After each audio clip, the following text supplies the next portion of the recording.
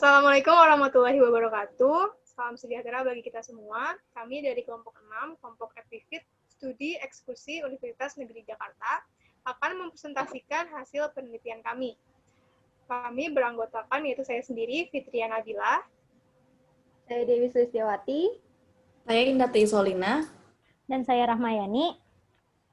Dalam kesempatan kali ini, kami ingin mengucapkan terima kasih kepada pembimbing satu kami, Ibu Dr. Diana Vivanti, MSI, lalu kepada pembimbing kedua kami, yaitu Ibu Dr. Mike Miasah, MSI. Terima kasih atas kesempatan yang sudah diberikan kepada kami.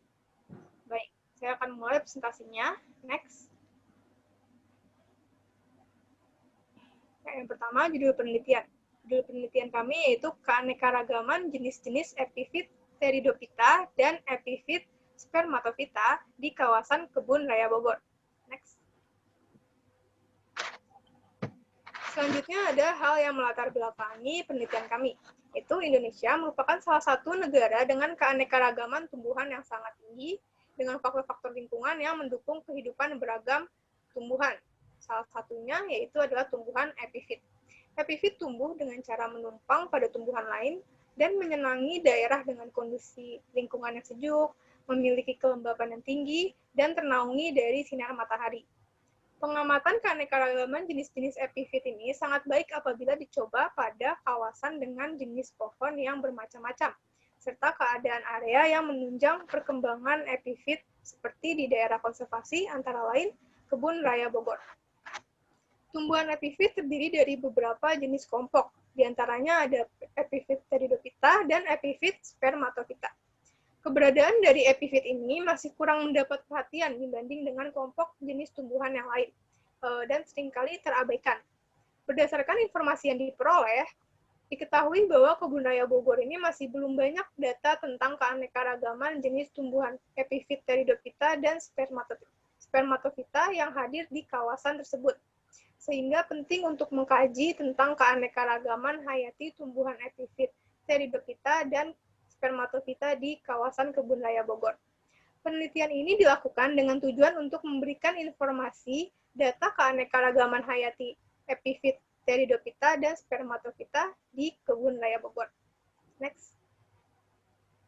Selanjutnya, ada kajian pustaka. Menurut Sujalu tahun 2008, hampir seluruh jenis tumbuhan epifit tingkat tinggi yang meliputi anggrek, tumbuhan paku, dan tumbuhan berbiji, habitat dari sebagian besar epifit tersebut terletak di celah-celah retakan kulit pohon, lekukan-lekukan pada pohon, dan tempat percabangan yang besar. Pohon yang umurnya lebih tua biasanya memiliki kulit kayu dengan tekstur yang lebih kasar, banyak celah, dan percabangan yang lebih besar. Laju pohon dibutuhkan oleh tumbuhan epifit untuk tempat berlindung, mengambil nutrisi, berkembang, dan beregenerasi. Selanjutnya, vegetasi pohon yang tidak terlalu rapat juga berpengaruh dan akan mengakibatkan intensitas cahaya matahari dapat masuk ke permukaan tanah. Secara fisiologis, energi cahaya matahari baik langsung maupun tidak langsung tersebut memiliki imbas yang besar bagi tumbuhan epifit, khususnya jenis anggrek. Menurut Febriliani, pengaruh secara langsung tersebut terjadi ketika proses fotosintesis, sedangkan tidak langsungnya pada saat proses pertumbuhan, pembungaan, dan juga perkecambahan.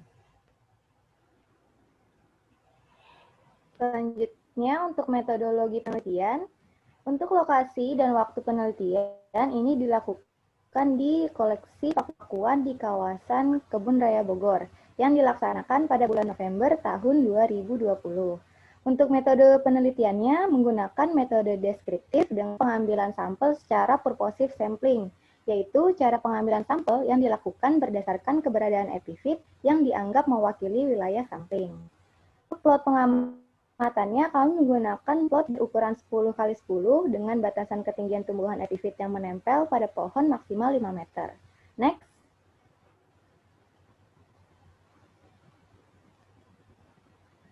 Untuk alat dan bahan, yaitu ada diantaranya binokuler, termohigrometer, tali rafia, kayu patok, gunting, luxmeter, rollmeter, kunci determinasi, tali sheet, atau lembar pengamatan, alat tulis, kamera, laptop untuk pengolahan data. Sedangkan untuk objek penelitiannya yaitu tumbuhan epifit Spermatophyta dan juga epifit Pteridophyta. Kemudian untuk prosedur penelitiannya, yang pertama kami menentukan lokasi pengamatan dan kemudian membuat plot pengamatan berukuran 10x10 meter dengan teknik purposive sampling. Jika di dalam plot pengamatan ditemukan adanya epifit yang menempel pada pohon inang, maka akan didokumentasikan dan dilakukan pengambilan data epifit, meliputi yaitu yang pertama melakukan identifikasi spesies dan juga menghitung jumlah individu setiap spesies. Kemudian data-data hasil identifikasi dimasukkan ke dalam lembar pengamatan untuk selanjutnya dianalisis atau diolah menggunakan software Microsoft Excel. Next. Untuk analisis data, yang pertama kami menghitung densitas atau kerapatan, yaitu untuk menunjukkan jumlah individu suatu spesies per satuan ruang pengamatan atau plot pengamatan. Adapun rumusnya seperti yang tertera pada layar. Kemudian untuk yang kedua, kami menghitung frekuensi. Frekuensi ini untuk mengetahui jumlah kemunculan suatu spesies yang ditemukan dari semua plot. Rumusnya seperti yang tertera. Kemudian setelah menghitung kerapatan dan juga frekuensi, kami menghitung indeks nilai penting. Nilai indeks penting ini digunakan untuk menganalisis tingkat penguasaan spesies dalam komunitas tertentu dengan rumus INP sama dengan KR ditambah dengan FR. Kemudian selanjutnya kami menghitung indeks keanekaragaman. Indeks keanekaragaman ini merupakan parameter yang digunakan untuk mengetahui stabilitas suatu komunitas untuk menjaga dirinya tetap stabil dari gangguan. Tumbuh-tumbuhan yang mempunyai adaptasi tinggi dapat hidup sukses di suatu daerah atau suatu tempat. Nah, untuk rumusnya kami menggunakan rumus indeks keanekaragaman Shannon-Weiner dengan rumusnya yaitu H aksen sama dengan min sigma PI ln PI, di mana PI ini merupakan peluang nilai penting untuk tiap spesies yang didapatkan dari hasil perhitungan NI dibagi N. Untuk kriterianya dari indeks keanekaragaman Shannon-Weiner ini ada 3. Yang pertama yaitu jika nilai H lebih kecil dari 1, maka indeks keanekaragaman dikategorikan rendah. Sedangkan yang kedua, jika nilai H lebih besar dari 3, maka indeks keanekaragaman dikategorikan tinggi. Kemudian yang ketiga, jika nilai H lebih besar dari 1, dan nilai H lebih kecil dari 3, maka indeks keanekaragaman dikategorikan sedang. Next. Selanjutnya adalah hasil dan pembahasan. Yang pertama akan dibahas yaitu tabel 1A yang merupakan jenis tumbuhan epifit yang ditemukan di sekitar koleksi paku-pakuan di Kebun Raya Bogor. Dari data yang kami peroleh, kami meneliti 418 individu dengan jumlah yang paling banyak yaitu Asplenium nidus sebanyak 208. Kemudian untuk yang paling sedikit yaitu Drinaria sparsisora, Pirosia lanceolata, dan juga Trichomanes sp itu memiliki jumlah masing-masing 1. Next.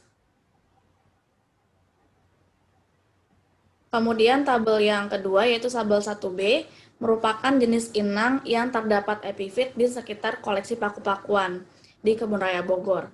Beberapa contoh inangnya itu Eagle marmelos, kemudian ada Sindora walisi, dan juga Insia bijuga. Next.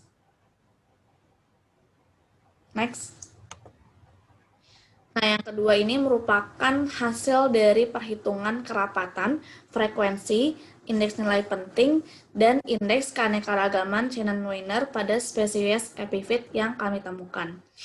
Nah, untuk INP dengan angka yang tergolong tinggi yaitu adalah Asplenium nidus dengan total 78,90%.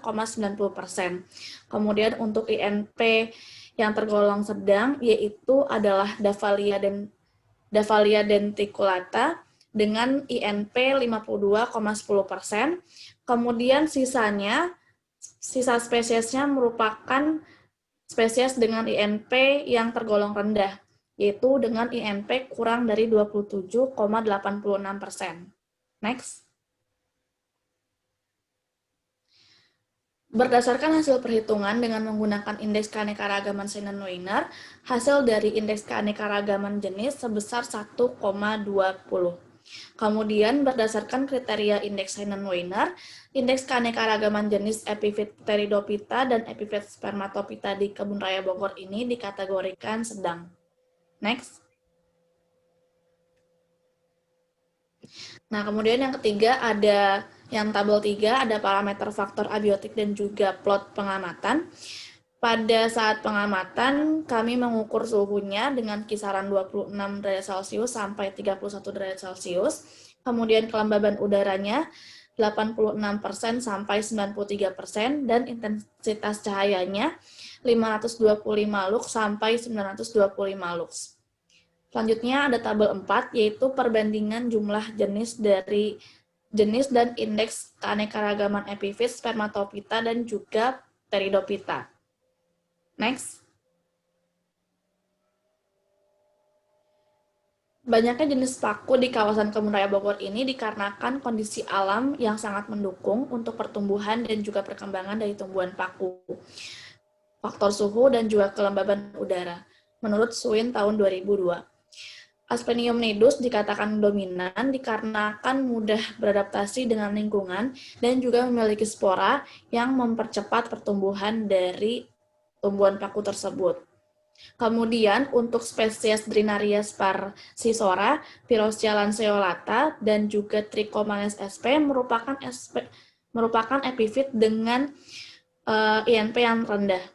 Dikarenakan intensitas cahaya pada plot tersebut yaitu lebih dari 600 lux, sehingga contohnya misalnya spesies Pyrosia lanceolata itu memiliki daun yang berukuran kecil, kemudian hijau menguning, dan dengan tepi daun coklat.